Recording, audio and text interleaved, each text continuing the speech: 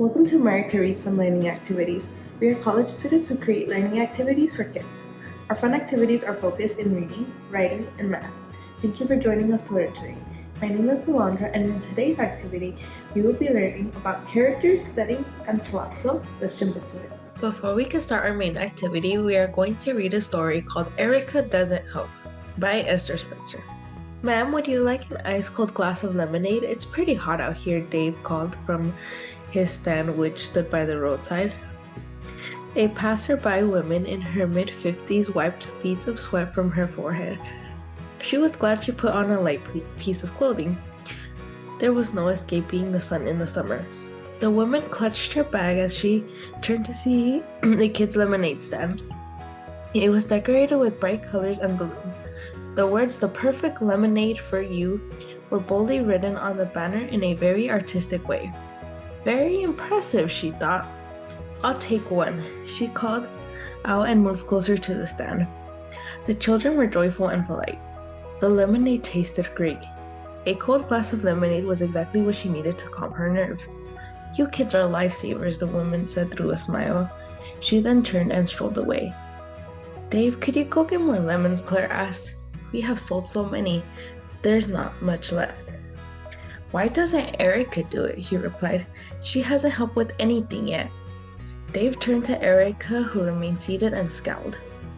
Dave, Claire, and Erica were close friends.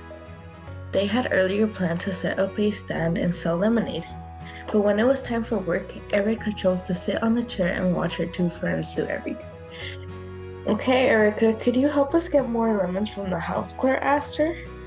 "Not right now," Erica mumbled. "I'm not feeling well." "That's a lie," Dave shouted angrily. "You don't want to help us." He knew Erica and how she often acted self-centered. "Leave her alone," Claire told Dave.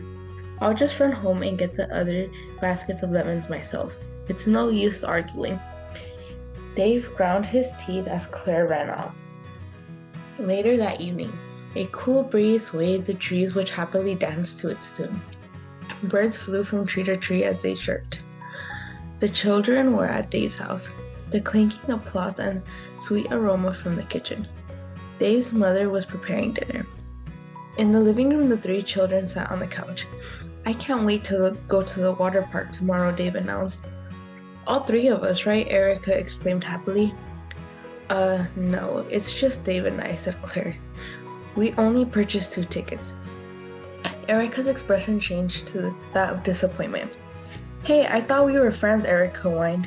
"Why did you buy tickets without me?" Claire set a hand on Erica's shoulder. "We purchased 2 tickets to the water park using the money we made from the lemonade stand. Remember, you did nothing to help." "I was there the whole time," Erica sobbed, her cheeks flushed with anger. "Whatever," Dave excused. "You just sat there and watched us do all the work. You never helped with anything." "Listen, maybe you can rake leaves or trim some bushes," Claire suggested. "Our neighbor, Mr. Peter, needs someone to help him out in his garden. That way you'll earn something." "Really?" Erica wiped her tears. "Sounds fair," Dave said. "And I'm glad you realized your mistake," Claire admitted. The 3 friends hugged one another, each wearing their own smile. That is the end. Now that we read our story, we can start our main activity. For this activity, we are going to be needing a paper, some scissors, a pencil, and some coloring materials. I have colored pencils. Now, the first thing we're going to do is we're just going to start off with our paper. Now, to start our fortune teller, which is what we are going to be making for our activity, we are going to take one corner of the paper and we are going to fold it to the edge of the paper. Like this. Now, you should have some extra paper like this that's hanging out. You are going to take your scissors and you are going to cut off that extra paper. Now, when you open up your paper, it should be a perfect square. Once you have that done, now you are going to take your other corner of your paper and fold it to the next corner. So now when you open your paper, you should have a T with your folds, like this. The next thing you're going to do is you're going to take each corner of the paper and you're going to fold it to the center of the T.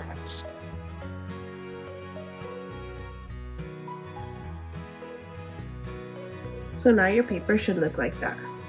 Our next step is we are going to turn over our paper and we are going to do the same thing. We're going to take the corners and fold it to the center. Now you should have something that looks like this. The next thing you are going to do is you're going to turn over your paper again, and you see how we have 4 squares. First, you are going to fold your paper hot dog style, like that, and then hamburger style, like that. So now you should be able to fold your paper in and out. Now you can fold it in half, it doesn't matter which way. You're going to stick your thumb into one of these little sleeves, stick your index finger into the sleeve behind it, like this, and then do the same thing with your other hand, thumb and index finger, and then you are going to bring all your fingers in together. Be careful, your paper might fold just like that. And now we have our fortune teller. Now, all that is left is we are going to describe our characters, our setting, and our plot for our story, Eric Does Not Want to Help. So, what you're going to do is you're going to take your fortune teller and you're going to open it up like this. Now, you're going to have 4 little flaps on your fortune teller, like that.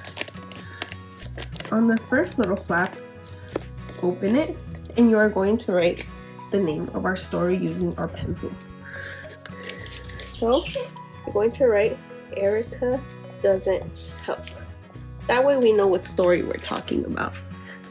Now, when you close your flap, right here, you're gonna write title. That way you know that when you open up the flap, it's gonna say the title. So, taking your pencil, write T-I-T-L-E for title. Now we are done with our first flap. We can move on to our second one. And in this one, we are going to write our characters.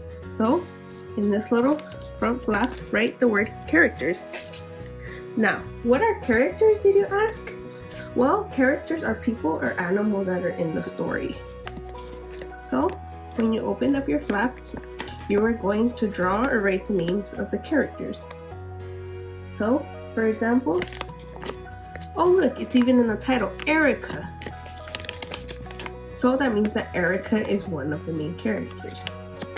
So you can write at least another 2 or 3 of the characters depending on how many you could spot on our story. I want to write my characters' names in colorful pencils. So first one is Erica. Take some time, pause the video, and write the rest of your characters' names and hit play when you are done. 2 other characters in the story are Dave and Claire. Now, if you want to get really creative, after writing the names, you could draw a little picture of them. Now, we move on to our third flap. On this one, we are going to write the word setting. Now, for this one, we are not going to write, we are going to draw our setting. Now, you might be asking, well, what's a setting? Well, a setting is where or when the story took place. So, open up your flap and draw when or where our story, Erica Doesn't Help, took place. Hit play when you are done.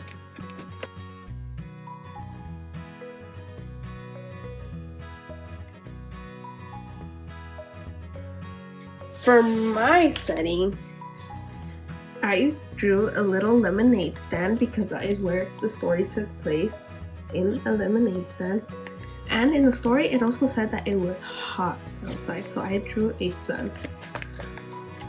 Now, for our last flap, it's going to say plot. So, write the word plot on your flap. Plot. And for our last keyword today, a plot is something that happened in the story, like an event. So you could take any part of the story and you can draw it out right here. This could be anywhere from the lady buying the lemonade stand in the beginning, Claire running to get lemons from her house, Erica sitting down and whining. You could also write when the kids are, you can also draw when the kids are outside or inside in the couch talking about the water park. You can draw any of that. If anything, go ahead and take the favorite part of your favorite part of the plot and draw it on here. Take some time and pause the video and hit play when you are done.